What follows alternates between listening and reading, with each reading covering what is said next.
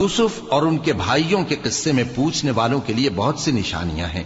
جب انہوں نے آپس میں تذکرہ کیا کہ یوسف اور اس کا بھائی ابا کو ہم سے زیادہ پیارے ہیں، حالانکہ ہم جماعت کی جماعت ہیں، کچھ شک نہیں کہ ابا کھلی غلطی پر ہیں، یوسف کو یا تو جان سے مار ڈالو یا کسی ملک میں پھینک آؤ، پھر ابا کی توجہ صرف تمہاری طرف ہو جائے گی اور اس کے بعد تم نیک لوگوں میں ہو جاؤ گے۔ ان میں سے ایک کہنے والے نے کہا کہ یوسف کو جان سے نہ مارو، کسی اندھے کنویں میں ڈال دو کہ کوئی راہگیر اسے نکال کر کسی دوسرے ملک میں لے جائے گا،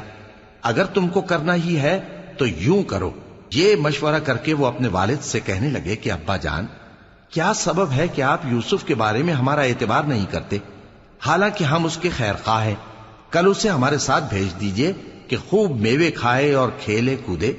ہم اس کے نگہبان ہیں۔ انہوں نے کہا کہ یہ امر مجھے غمناک کیے دیتا ہے کہ تم اسے لے جاؤ، یعنی وہ مجھ سے جدا ہو جائے، اور مجھے یہ بھی خوف ہے کہ تم کھیل میں اس سے غافل ہو جاؤ اور اسے بھیڑیا کھا جائے۔ وہ کہنے لگے کہ اگر ہماری موجودگی میں کہ ہم ایک طاقتور جماعت ہیں اسے بھیڑیا کھا گیا تو ہم بڑے نقصان میں پڑ گئے۔ غرض جب وہ اس کو لے گئے اور اس بات پر اتفاق کر لیا کہ اس کو اندھے کنویں میں ڈال دیں، اور ہم نے یوسف کی طرف وحی بھیجی